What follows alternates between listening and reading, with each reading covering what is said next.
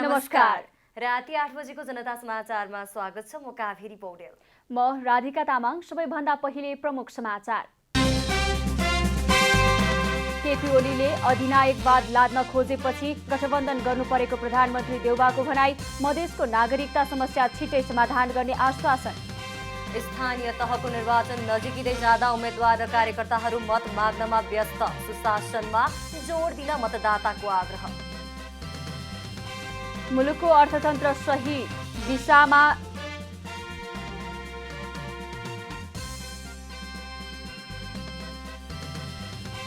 क्युबाको सारातोगा होटलमा भीषण विस्फोट। कम्तीमा 18 जनाको मृत्यु, 60 जना भन्दा बढी घाइते। र जिम्बाब्वे ए विरुद्धको 1 दिवसीय सिरिज अन्तर्गतको दोस्रो खेलमा नेपालको शानदार जित। जिम्बाब्वे 9 विकेटले पराजित।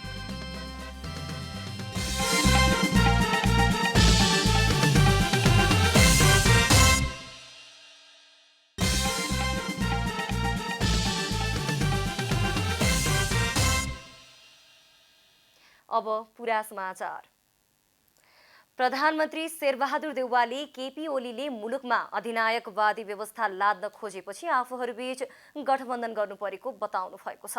प्रधानमन्त्री देउवाले सत्तारूढ गठबन्धन मुलुकमा संघीयता र संविधानको रक्षाका लागि आवश्यक रहेको पनि दोहोर्याउनु भयो। शनिबार जनकपुरमा आयोजित सत्तारूढ गठबन्धनको आमसभामा उहाँले नेपाली कांग्रेसको महाधिवेशनबाट समेत गठबन्धनलाई अनुमोदन गरिएको कारणले यसको औचित्यमाथि कांग्रेसले प्रश्न उठाउन नसक्ने बताउनुभयो। देउवाले तराई मधेसमा नागरिकताको समस्या रहेको बताउँदै यसलाई छिटो समाधान गर्ने आश्वासन समेत दिनुभयो। हामी सबैको सल्लाह के भयो भनेदेखि यो संसदलाई कमसेकम समयसम्म हामी बचाएर लानुपर्छ भन्ने कुरा भयो। त्यस पछाडि नेपाली कांग्रेसको महाधिवेशन भयो, तपाईँलाई थाहै होला। महाधिवेशनको म्यान्डेट के हो भनेदेखिलाई यो गठबन्धन टिकाउनुपर्छ। कुनै पनि हालमा गठबन्धनलाई कमजोर पार्न हुँदैन। कार्यक्रममा नेकपा माओवादी केन्द्रका अध्यक्ष पुष्पकमल दाहालले पनि मधेसमा विद्यमान नागरिकताको समस्या समाधान गर्ने आश्वासन दिनुभयो। उहाँले विगतमा एमालेको कारण सो समस्या समाधान हुन नसकेको आरोप समेत लगाउनुभयो। मधेसकै जनताको मर्म र भावनालाई सम्बोधन गर्न, संविधान अझै परिमार्जन गर्न, संशोधन गर्न मैले दुई पटक संविधान संशोधन प्रस्ताव सदनमा दर्ता गराएको थिएँ। जति बेला म दोस्रो पटक प्रधानमन्त्रीको हैसियतमा काम गर्दै थिएँ। तर दुर्भाग्य एमाले गुट जसले निरङ्कुशतातिर देशलाई लैजाने जमर्को गर्यो, त्यही एमाले गुटको कारणले त्यो परिमार्जन र संशोधन अगाडि बढ्न सकेन। जनता समाजवादी पार्टी नेपालका अध्यक्ष उपेन्द्र यादवले संघीय लोकतान्त्रिक गणतन्त्रात्मक व्यवस्थाको रक्षाका लागि 5 दलीय गठबन्धन भएको बताउनुभयो। 5 दलीय गठबन्धनका उम्मेद्वारलाई मतदान गर्न अध्यक्ष यादवले अपील गर्नुभयो। स्थानीय तह निर्वाचन अन्तर्गत आउँदो मंगलबारदेखि नै मौन अवधि सुरु हुने भएकाले चुनावी प्रचार प्रसारका लागि अब केही दिन मात्र बाँकी छ। मतदानको दिन नजिकै जाँदा गाउँदेखि शहरसम्म चुनावी चहल पहल बढेको छ। उम्मेद्वारहरू यति बेला घर दैलो अभियानमा मत माग्न व्यस्त छन्। आगामी शुक्रबार देशका 753 स्थानीय तहमा एकै चरणमा हुने निर्वाचनबाट 5 वर्षका लागि झण्डै 35,000 भन्दा बढी जनप्रतिनिधि चुनिँदैछन्। 753 स्थानीय तहका 35,221 पदका लागि करिब 1.5 लाख उम्मेद्वारहरू चुनावी प्रतिस्पर्धामा होमिएका छन्। यसपटक धेरै ठाउँमा दलीय आधारमा चुनावी गठबन्धन भए पनि स्वतन्त्र उम्मेद्वारको पनि उत्तिकै चर्चा छ। स्थानीय तहमा आफू स्थापित बन्न उम्मेद्वारले आफ्ना प्रतिबद्धता मात्र बाँडेका छैनन्, घर दैलो कार्यक्रममा मतदाता सामु आफूलाई योग्य दावी गरिरहेका छन्। मतदातालाई रिजाउँदै आफ्ना उम्मेद्वारलाई मत माग्न पार्टीका शीर्ष नेताहरू समेत यति बेला देश दौडामा व्यस्त छन्। आफ्ना चुनावी एजेन्डा जनतालाई बुझाउन भन्दा एकअर्काको आलोचना गर्न नेताहरू खप्पिस देखिएका छन्। यस्तो अवस्थामा कतिपय राजनैतिक दल तथा उम्मेद्वारहरूले निर्वाचन आचार संहिताको समेत धज्जी उडाएका छन्। मतदाताको मन जित्न प्रचार प्रसारको भड्किलो होडबाजी प्रतिस्पर्धा बनेको छ। जनतासँग प्रत्यक्ष जोडिएको स्थानीय सरकारका लागि आफ्नो शासित हुने अधिकारको उपभोग गर्न उत्साही जनताले उम्मेद्वारको योग्यता, क्षमता र चुनावी घोषणापत्रमाथि प्रश्न उठाउन आवश्यक छ। मतदाताले कुनै डर, त्रास र प्रलोभनमा नपरी आफ्नो स्वविवेक प्रयोग गरी इमान्दार र योग्य उम्मेद्वारलाई चुन्न सके 5 वर्ष ढुक्क बन्न सकिन्छ कि? क्यामेरा ब्युरोका साथ महेश कठायत, काठमाडौँ। स्थानीय तहको निर्वाचन नजिकिँदै जाँदा उम्मेद्वारहरू मत माग्नमा व्यस्त छन्। उम्मेद्वारले आफ्नो जितको सुनिश्चित भएको दावी गर्दा कार्यकर्ताहरू पनि आफ्ना नेताहरूलाई जिताउने अभियानमा कम्मर कसेर लागि परेका छन्।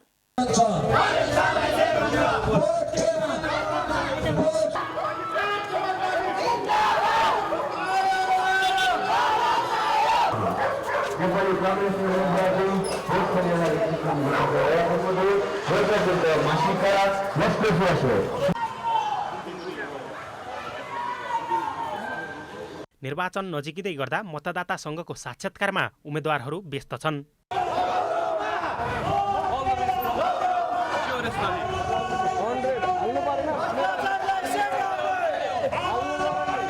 एकातिर संस्थागत शक्तिका साथ उभिएका दलका कार्यकर्ताहरू दलले उभ्याएका नेतालाई जिताउन लागि परेका छन् भने अर्कोतिर व्यक्तिगत स्वतन्त्र उम्मेद्वारलाई काठमाडौँको सिन्डिकेट तोड्न भए पनि जिताउने वचन कतिपयले दिएका छन्।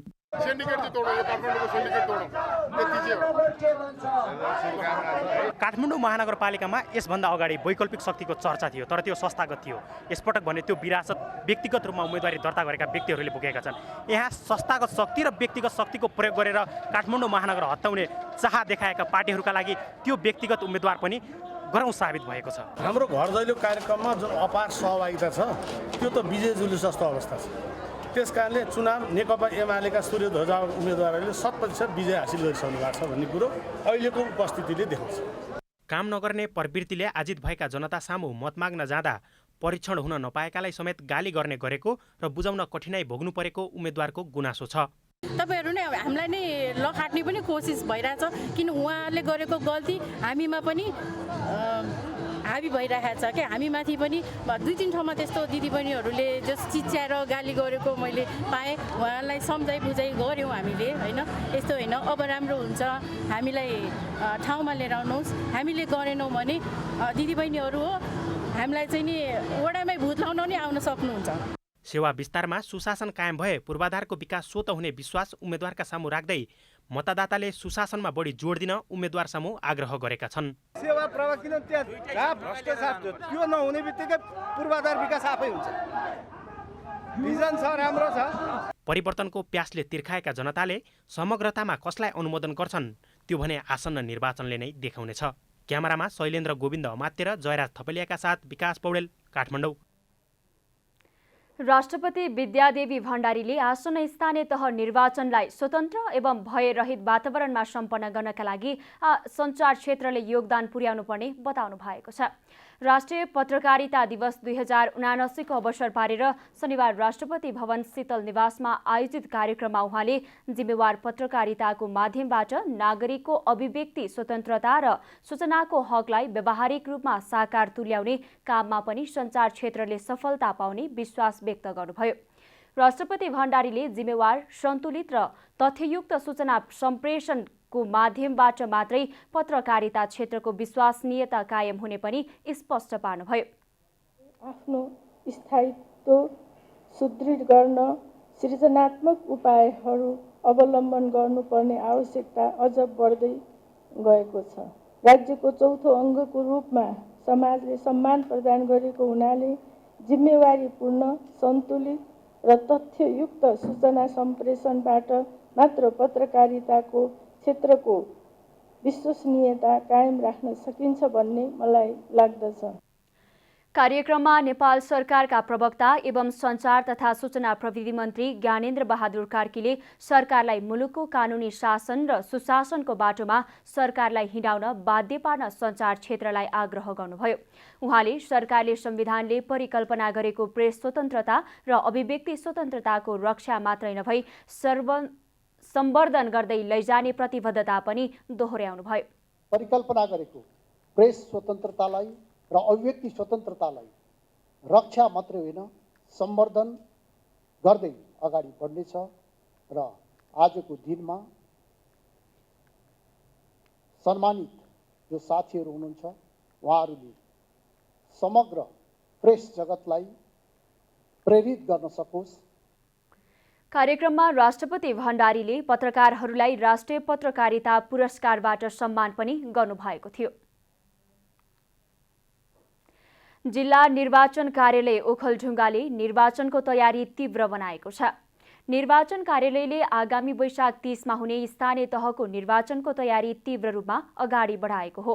कार्यालयले जिल्लामा 79वटा मतदान स्थल र 150वटा मतदान केन्द्र तोकी आवश्यक तालिम दिएर केन्द्रमा कर्मचारी खटाउने कार्यमा जुटेका छन्। सहायक मतदान अधिकृतलाई तालिम यहाँ सञ्चालन भइरहेको छ। उहाँहरूले आज तालिम दिइसकेपछि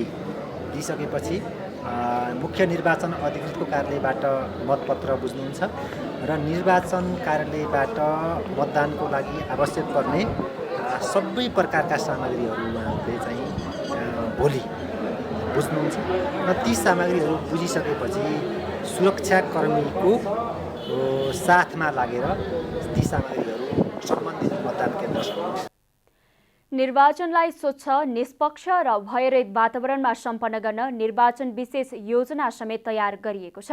जिल्लामा झण्डै 1400 हराहारीमा सुरक्षाकर्मी परिचालन गर्ने तयारी गरिएको निर्वाचन कार्यालयले जनाएको छ। जिल्लामा यसपटकको स्थानीय तहको निर्वाचनका लागि विभिन्न दल र स्वतन्त्रबाट गरी 1220 जना उम्मेद्वार चुनावमा होमिएका छन्। आसन्न स्थानीय तह निर्वाचन लक्षित लमजुङमा नमुना मतदान भएको छ। जिल्ला निर्वाचन कार्यालय लमजुङले मतदाता सचेतनाका लागि सर्वसाधारणको सहभागितामा नमुना मतदान गरेको हो। जिल्ला सदरमुकाम बेसी शहरमा गरिएको नमुना मतदानमा अधिकांश मत बदर भएको छ।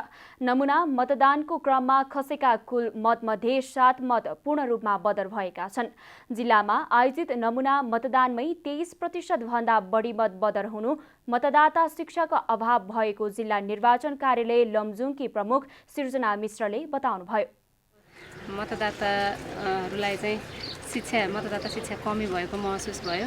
उहाँहरूले चाहिँ छाप लगाउँदाखेरि एउटा मात्रै चिन्हमा लगाउने र एउटै चिन्हमा पनि एउटै पदमा तलमाथि लगाउने गर्दाखेरि मत बदर भएको चाहिँ देखिएको छ। यसलाई चाहिँ अलिकति राजनीतिक दलले र उम्मेदवारहरूले पनि अलिक सही तरिकाले चाहिँ मतदाता शिक्षा दिनुपर्छ कि भन्ने निर्वाचन कार्यालयको चाहिँ धारणा रहेको छ। नमुना मतदानको क्रममा सदर मतमध्ये पनि 20 जनाले 1 वा 2 जना उम्मेदवारलाई मतमा हालेका थिए। नमुना मत परिणाम अनुसार अझै पनि मतदाता शिक्षालाई प्रभावकारी बनाउन आवश्यक रहेको लमजुङका प्रमुख जिल्ला अधिकारी सुशील वैद्य बताउनुहुन्छ। आज हामीले नमुना मतदान अभ्यास गऱ्यौँ यहाँ फुलबारीमा बेसर सदरमुकाममा नमुना अभ्यास गरेर त्यहाँ मतपत्रहरू हामीले मतगणना पनि गऱ्यौँ। नमुना मतगणनामा अलिकति कतिपय मतपत्रहरू धेरै बदर भएको देखिन्छ। अलिकति यसमा मतदाता शिक्षा कमी भयो कि भन्ने हामीले महसुस गरेका छौँ। निर्वाचन आयोगले अघिल्लो चुनावमा घर दैलोमै मतदाता शिक्षा कार्यक्रम सञ्चालन गरे पनि यस वर्ष त्यस्ता कुनै कार्यक्रम सञ्चालन भएका छैनन्। मतदाता शिक्षा नहुँदा ग्रामीण भेगमा सर्वसाधारण अझै अन्योलमा छन्। निर्वाचन आयोगले मतदाता शिक्षालाई अझै प्रभावकारी बनाउनु पर्ने र राजनीतिक दलहरू यसमा जिम्मेवार बन्नुपर्ने सरकारवालाको भनाइ छ। जनता समाचारमा छोटो विश्राम।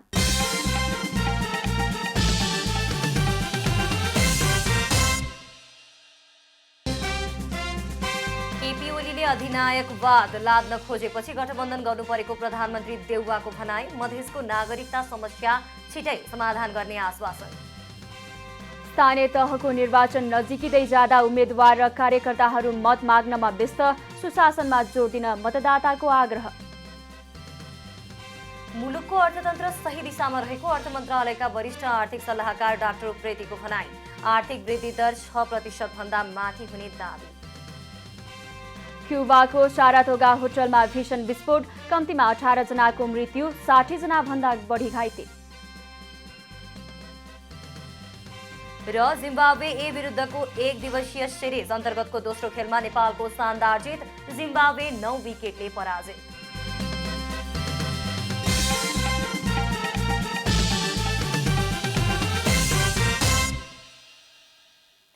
जनता समाचारमा अब थप समाचार। अर्थ मन्त्रालयका वरिष्ठ आर्थिक सल्लाहकार डाक्टर सुरेन्द्र उप्रेतीले नेपालको आर्थिक वृद्धि दर 6% भन्दा माथि हुने बताउनु भएको छ। उहाँले अहिले मुलुकको अर्थतन्त्र सही दिशामा रहेको बताउनुभयो। शनिबार काठमाडौँमा आयोजित प्रतिस्थापन बजेट कार्यान्वयन र आगामी बजेटका प्राथमिकता विषय कार्यक्रममा अर्थ मन्त्रालयका वरिष्ठ आर्थिक सल्लाहकार डाक्टर सुरेन्द्र उप्रेतीले तथ्याङ्क विभागले आर्थिक वृद्धि दरमा प्रक्षेपण गरेको भन्दा बढी हुने बताउनु भएको हो। उहाँले अहिले मुलुकको अर्थतन्त्र सही दिशामा रहेको बताउनुभयो। उप्रेतीले अर्थतन्त्रको बाह्य क्षेत्र र मुद्रास्फीतिमा दबाव रहेको स्वीकार गर्दै यो समस्या चाँडै समाधान हुने दाबी समेत गर्नुभयो। उहाँले कोरोना महामारी पश्चात बैंक तथा वित्तीय संस्थाहरूबाट उच्च कर्जा लगानी हुँदा पनि अहिले अर्थतन्त्रमा केही समस्या देखिएको बताउनुभयो। हामीले यस वर्षको जुन नीति कार्यक्रम वा बजेट ल्याउँछौँ, यहाँ केही न केही हाम्रो फन्डामेन्टल पक्ष आधारभूत चाहिँ नीतिगत व्यवस्थाहरूलाई अहिले हामीले पुनर्विचार गर्नुपर्ने अवस्था आएको छ, आवश्यकता आएको छ।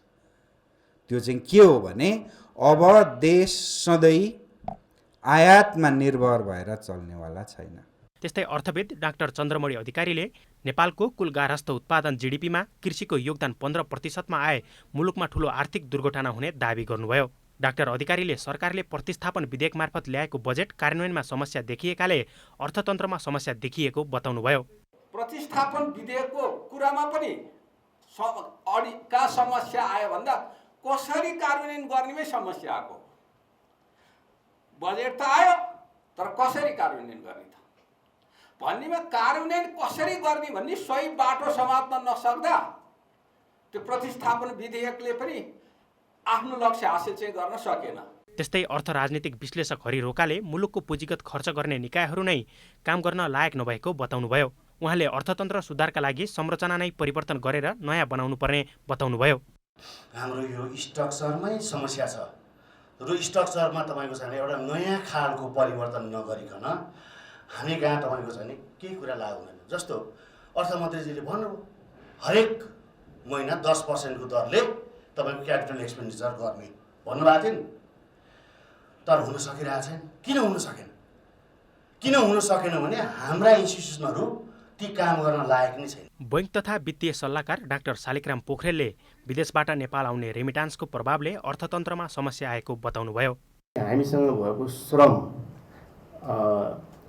अन्तर्राष्ट्रिय बजारमा एज अ श्रमिकको रूपमा जाने र त्यहाँबाट प्राप्त हुने रेमिटान्सले अर्थतन्त्रमा रहेको चारैवटा सेक्टरहरूलाई प्रभाव पारेको देखिन्छ।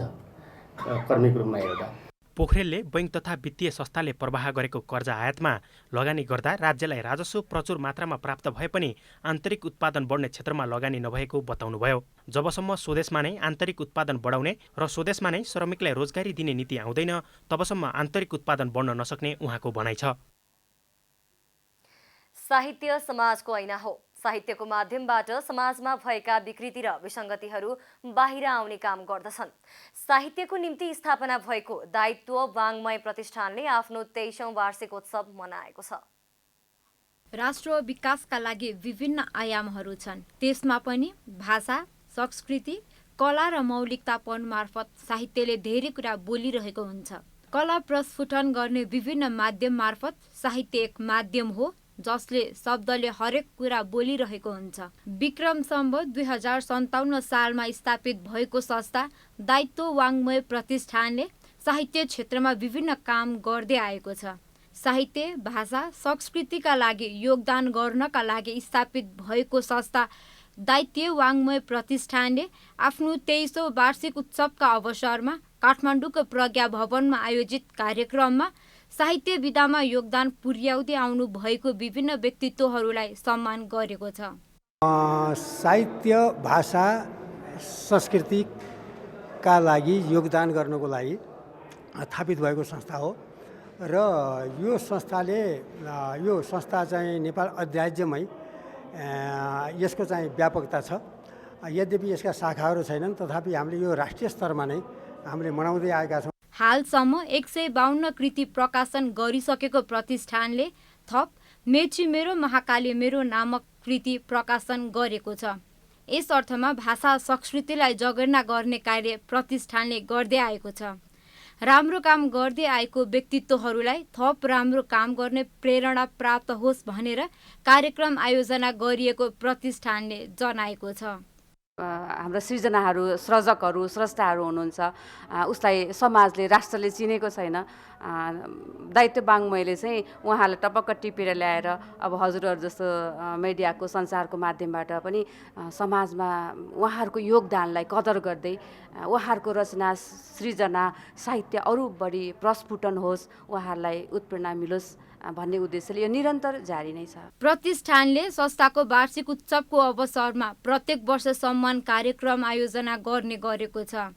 आफ्नो कामको मूल्याङ्कन हुँदा खुसी लागेको भन्दै थप प्रेरणा मिलेको सम्मानित व्यक्तित्वहरूले बताएका छन्। यस्ता सम्मानहरूले एकदमै प्रोत्साहन गर्ने गर्छ र सधैँ कस्तो हुन्छ भन्दा सानो सानो उमेरमा यो यो यो सृजनाको क्षेत्रमा चाहिँ धेरै सपोर्ट पाइँदैन हैन, र भनौँ न यसलाई हामीले एउटा पेसाको रूपमा पनि हामीले यसलाई लिँदैनौँ। कार्यक्रममा विजय सागर र विजय चालिसेलाई दायित्व वाङ्मय विशिष्ट सम्मान, शङ्कर शाह र युवराज मैनालीलाई दायित्व वाङ्मय सम्मान, अनुराधा ढकाललाई दायित्व रचना पुरस्कार, सम्पदा मल्ललाई प्रतिभा पुरस्कार र हाम्रो बाल संरक्षण धरोहर नेपाललाई स्मृति पुरस्कार प्रदान गरिएको थियो।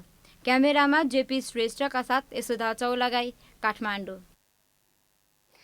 विष्णुहरि पौडेलद्वारा लिखित 6वटा कृति विमोचन गरिएको छ। प्राध्यापक डाक्टर जयराज आचार्यले शनिबार काठमाडौँमा एक कार्यक्रमका बीच पौडेलद्वारा लिखित तामाकोटको पौडेल, वंश र कुलपूजा, चिन्तन, प्रारब्ध काव्य, तरङ्ग कविता संग्रह, चित्रण यात्रा संस्मरण र कुसुम कविता संग्रह विमोचन गर्नुभएको हो। तनहुँ जिल्लाको सिमलचौरमा जन्मनुभएका नेपाल सरकारका पूर्व सहसचिव समेत रहनुभएका उहाँले विभिन्न विधामा कलम चलाएर नयाँ कृतिमान कायम गरेको पूर्व राजदूत समेत रहनुभएका आचार्यले बताउनुभयो।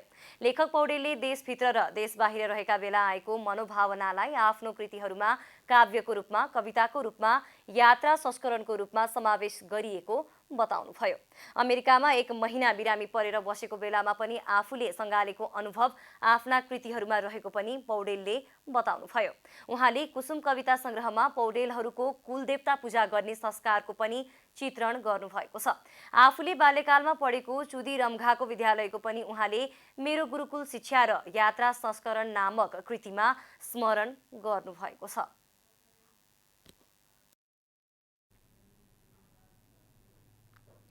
पछिल्लो 24 घण्टामा देशभर 14 जनामा कोरोना भाइरसको संक्रमण पुष्टि भएको छ।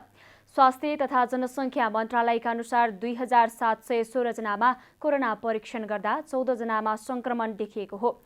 मन्त्रालयका अनुसार हाल देशभर सक्रिय संक्रमितको संख्या 205 जना रहेका छन्। यस्तै पछिल्लो 24 घण्टामा 21 जना संक्रमण मुक्त भएको मन्त्रालयले जनाएको छ। यो सँगै नेपालमा निको हुनेको संख्या 9,66,768 पुगेको छ। यसैगरी कोरोना संक्रमणबाट पछिल्लो 24 घण्टामा कसैको मृत्यु नभएको पनि मन्त्रालयले जनाएको छ।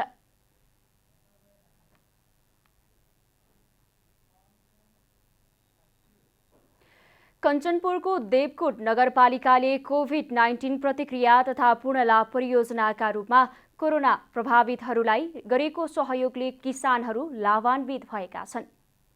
कोरोना महामारीका बेला नगरभित्र रहेका कोभिड प्रभावित तथा कोभिडका कारण वैदेशिक रोजगारी गुमाएका युवाहरूलाई लक्षित गरी सञ्चालन भएको कोभिड-19 प्रतिक्रिया तथा पुनर्लाभ परियोजनाबाट किसानहरू लाभान्वित भएका हुन्। बेतकोट नगरपालिकाभित्र रहेका 10वटै ओडामा 2 ओडा 1 पकेट क्षेत्र बनाएर बेतकोट नगरपालिका तथा युएनडिपीको आर्थिक सहयोगमा 425 बढी युवाहरूलाई अनुदान तथा कृषि सम्बन्धी तालिमहरू प्रदान गरेपछि उनीहरू व्यावसायिक रूपमा आत्मनिर्भर हुन थालेका हुन्। आर्थिक स्थिति पनि त्यस्तै थियो अनि अहिले मलाई त यो स्विट नेपालले धेरै राम्रो गर्यो। एउटा यो मसिन दियो, त्यसपछि इन्टरलक पनि दियो। मसँग इन्टरलक थिएन, इन्टरलक त्यहाँ पर जान्थ्यो इन्टरलक गर्नलाई, पैसा तिरेर पनि इन्टरलक गरेर ल्याउँथेँ। अहिले धेरै राम्रो गरेको छ, राम्रो छ भने पहिलाको भन्दा धेरै राम्रो छ। अरूसँग माग्नु परेको छैन, सरकारीहरूबाट पनि निकाल्नु परेको छैन। अब त्यहीबाटै मात्रै कहिले काहीँ 1000-1500 दैनिक भइहाल्छ। परियोजनाले वैदेशिक रोजगारी गुमाएर स्वदेश फर्केकाहरूलाई उनीहरूको सिप अनुसारको व्यवसाय गर्न समेत सहयोग गरेको छ। मलेसियामा काम गर्दै आएका बेतकोटका युवा मिनबहादुर कार्कीले कोरोनाका कारण भिसाको म्याद नागेर विदेश जान पाएनन्। तर परियोजनाले आर्थिक सहयोग गरेपछि गाउँमै स्थापना गरेको ग्रिल उद्योगबाट विदेशको बराबर आम्दानी गरिरहेका छन्। विदेशी नै युवाहरूलाई समेत उनले स्वदेशमै मेहनत गर्न सके राम्रो आम्दानी गर्न सकिने बताउँछन्। विदेशको र यहाँको कम्पेयर गर्दा अब उसरी लगभग सेमै परिरहेछ मलाई हैन। विदेशमा पनि 30-40 हजार पर्थ्यो, यहाँ पनि त्यति परिरहेछ मलाई हैन। त्यसमा के छैन। अनि विदेशभन्दा यहाँ राम्रो लागिरहेछ मलाई। विदेशमा गएर घरको याद आउने यताउता हुन्छ होला हैन। घरभन्दा टाढा बस्नु, घरमा आफ्नो घर फ्यामिलीसँग बसिरहेको थियो, रमाइलो अनि आफूले यताउता पनि घुम्न मिल्ने।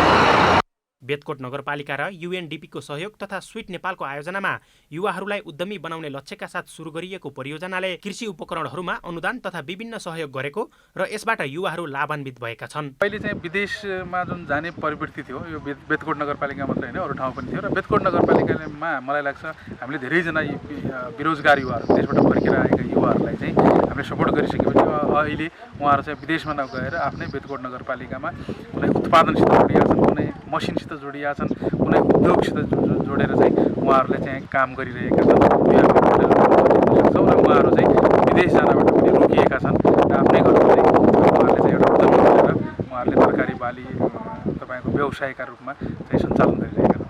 नगरभित्र रहेका 425 बढी कोरोना प्रभावितहरूलाई उद्यमी बनाउने लक्ष्यका साथ 2 वटा 1 कृषि पकेट क्षेत्र बनाएर गत वर्षदेखि काम सुरु भएको हो। परियोजनाले कृषि उपकरणहरूमा अनुदान, तरकारी खेती, सिलाइ कटाइका उपकरणहरू, मसला उद्योगका लागि मेसिन, च्याउ खेती लगायतका विभिन्न सामग्रीहरू तथा प्राविधिक तथा आर्थिक सहयोग प्रदान गरेको हो। त कार्यक्रमबाट सिकेको सिपलाई व्यवहारमा उतार्न सके युवा उद्यमी तथा किसानहरूलाई फाइदा पुग्ने देखिन्छ। कञ्चनपुरबाट धर्म कठायतको रिपोर्ट।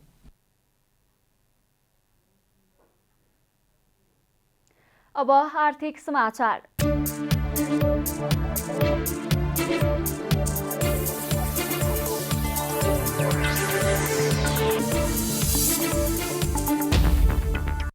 नेपालमा खेतीयोग्य जमिनमा 30% मात्र सिँचाइको व्यवस्था भएको तथ्याङ्क सार्वजनिक गरिएको छ। नेपाल कृषि अनुसन्धान परिषदले आफ्नो 31औं वार्षिक उत्सवको अवसर पारेर शनिबार काठमाडौँमा आयोजना गरेको पत्रकार सम्मेलनमा उक्त जानकारी गराइएको हो। शिक्षित जमिन कम भएकाले पनि खाद्यान्नहरूको उत्पादन गर्न सहज अवस्था नरहेको परिषदका कार्यकारी निर्देशक डाक्टर दीपक भण्डारीले बताउनुभयो। उहाँले नेपालमा धान, गहुँ र मकैको उत्पादन बढाउन सिँचाइ, मल र प्रविधिको उचित व्यवस्था गर्न ढिलाइ गर्न नहुने स्पष्ट पार्नुभयो।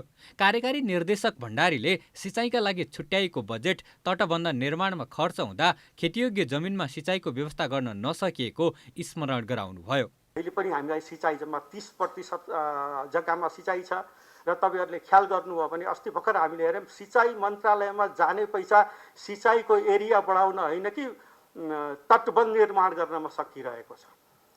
यो साल तटबन्ध बनाउने, अर्को साल भत्काउने, फेरि बनाउने र हाम्रो सिँचाइ क्षेत्र, सिंचित क्षेत्र बढेकै छैन। र हामीले सिंचित क्षेत्र नबढाइकन उत्पादनमा खालि जातीय विकास गरेर मात्रै पनि हाम्रो सोच अनुसारको वृद्धि हुन्छ, तर जुन सोच छ, जुन आवश्यकता छ, त्यसलाई परिपूर्ति गर्न अलिकति गाह्रो हुन्छ।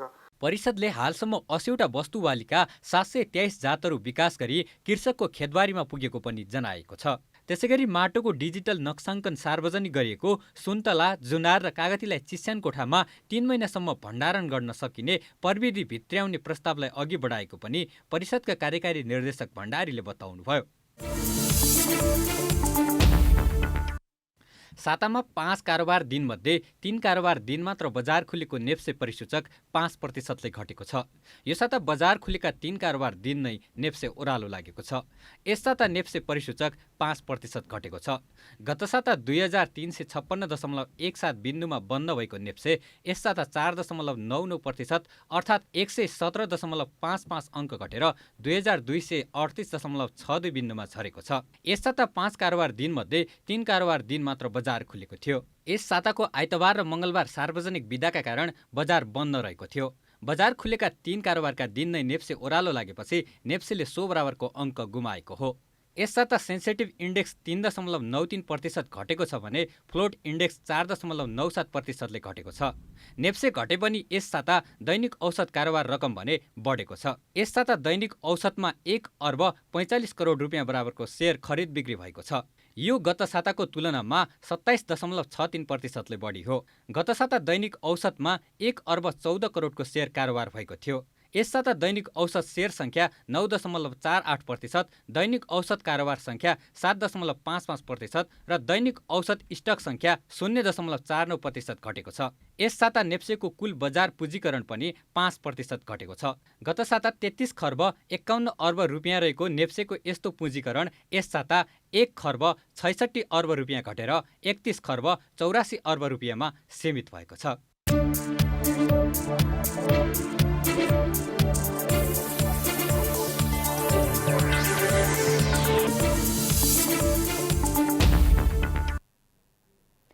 जनता समाचारमा छोटो विश्राम।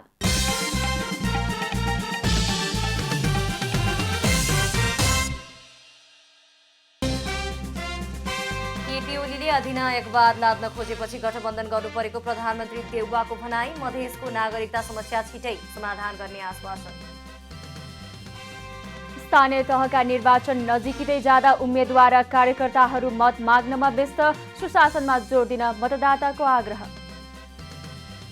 मुलुकको अर्थतन्त्र सही दिशामा रहेको अर्थ मन्त्रालयका वरिष्ठ आर्थिक सल्लाहकार डाक्टर उप्रेतीको भनाई। आर्थिक वृद्धि दर 6% भन्दा माथि हुने दावी। क्युबाको सारातोगा होटलमा भीषण विस्फोट, कम्तीमा 18 जनाको मृत्यु, 60 जना भन्दा बढी घाइते। र जिम्बाब्वे ए विरुद्धको 1 दिवसीय सिरिज अन्तर्गतको दोस्रो खेलमा नेपालको शानदार जित। जिम्बाब्वे 9 विकेटले पराजित।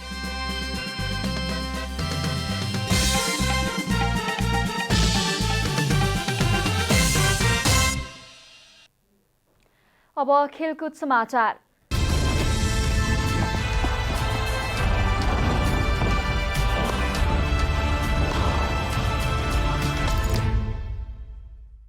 जिम्बाब्वे ए विरुद्धको 1 दिवसीय सिरिज अन्तर्गतको दोस्रो खेलमा नेपालले 9 विकेटको शानदार जित निकालेको छ। 88 रनको विजय लक्ष्य पछाएको नेपालले 1 विकेटको क्षतिमा लक्ष्य पूरा गर्यो। नेपालका लागि आसिफ शेख र विनोद भण्डारीले अभिजित रहँदै क्रमशः 34 र 4 रन बनाए। सुनिल धमाला 38 रनमा आउट भए। त्यसअघि कीर्तिपुर स्थित त्रिवी क्रिकेट मैदानमा टस हारेर पहिले ब्याटिङमा तानिएको जिम्बाब्वे एले 31 ओभर 1 बलमा 87 रन जोड्दै अल आउट भयो। जिम्बाब्वे एलाई सस्तैमा समेट्ने क्रममा करण केसीले 17 र सोमपाल कामीले 16 रन दिएर 3-3 विकेट लिए। सन्दीप लामिछानेले 2 तथा सागर ढकालले 1 विकेट लिए। यसअघि शुक्रबार भएको सिरिज अन्तर्गतको पहिलो 1 दिवसीय खेलमा जिम्बाब्वे एले नेपाललाई 3 विकेटले पराजित गरेको थियो। सिरिजको अन्तिम खेल सोमबार हुनेछ। आइसिसी पुरुष क्रिकेट विश्वकप लिग 2 अन्तर्गत अमेरिकामा हुने त्रिकोणात्मक 1 दिवसीय सिरिजको तयारीमा स्वरूप नेपालले जिम्बाब्वे एसँग सिरिज खेलिरहेको हो। यसअघि नेपाल र जिम्बाब्वे ए बीच भएको 3 खेलको T20 सिरिज 1-1 को बराबरीमा सकिएको थियो। राष्ट्रिय खेलकुद परिषद राखेपले गण्डकी प्रदेशमा आयोजना हुने 9औं राष्ट्रिय खेलकुद प्रतियोगिताको लोगो र मस्कट सार्वजनिक गरेको छ। राष्ट्रिय खेलकुद परिषद राखेपले शनिबार एक कार्यक्रममा आसन्न 9औं राष्ट्रिय खेलकुदको लोगो र मस्कट सार्वजनिक गरेको हो। युवा तथा खेलकुद मन्त्री महेश्वरजङ गतराज, राखेपका सदस्य सचिव टङ्कलाल घेसिङ, उपाध्यक्ष शिव कोइरालाले राष्ट्रिय खेलकुद परिषदमा आयोजना गरिएको कार्यक्रममा लोगो र मस्कट सार्वजनिक गर्नुभएको हो। लोगो र मस्कट खुला प्रतिस्पर्धाबाट छनौट गरिएको हो। कार्यक्रममा एकताबद्ध देश, खेलकुदको सन्देश भन्ने नारा समेत सार्वजनिक गरिएको छ। लोगो र मस्कट भोलानाथ पौडेलले डिजाइन गरेका हुन्। नारा सुयोग्य राज काफ्लेले रचना गरेका हुन्।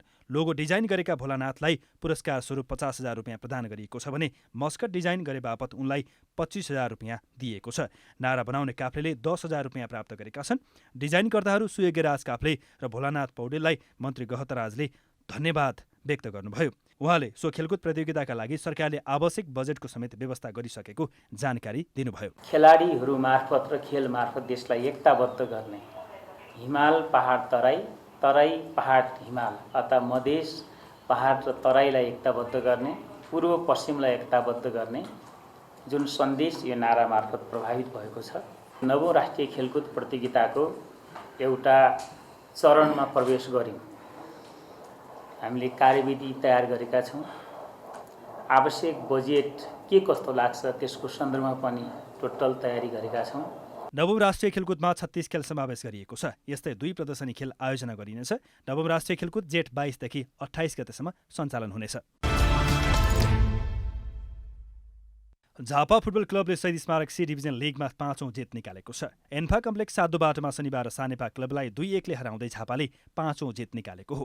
झापाको जितमा हरिबहादुर आलेमगरले 2 गोल गरे, सानेपाका महेन्द्र साईले 1 गोल फर्काए। जितसँगै झापाले 6 खेलमा 16 अङ्क जोडेको छ। झापा शीर्ष स्थानमा रहेको छ। सानेपाले 6 खेलमा 10 अङ्क जोडेको छ। सी डिभिजनमा 14 क्लबले प्रतिस्पर्धा गरिरहेका छन्। लिगका 2 टिम बी डिभिजनमा बढुवा हुनेछन्, 2 टिम रेलिगेसनमा पर्नेछन्।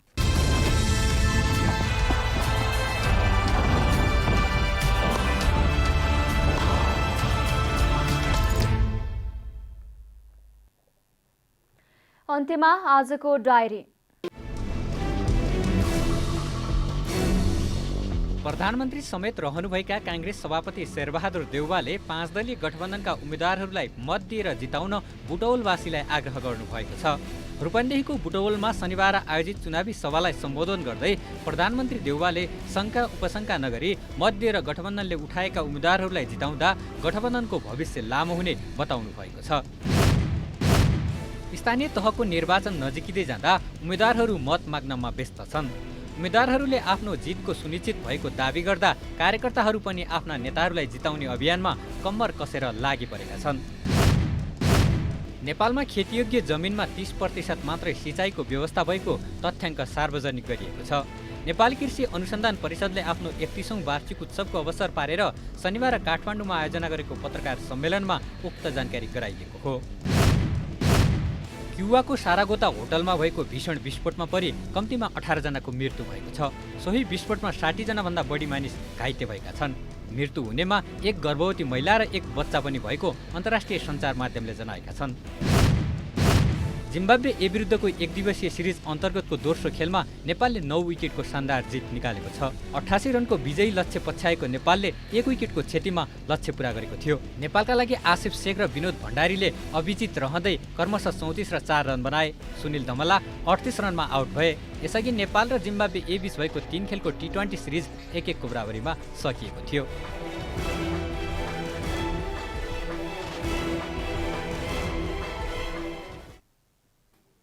जनता समाचार अहिलेलाई यति नै। जनताद्वारा जनताका लागि प्रसारित जनता टेलिभिजनका कार्यक्रमहरू युट्युब, ट्विटर, फेसबुक र हाम्रो वेबसाइट जनतासमाचार.com मा पनि पढ्न र हेर्न सक्नुहुनेछ। नमस्कार।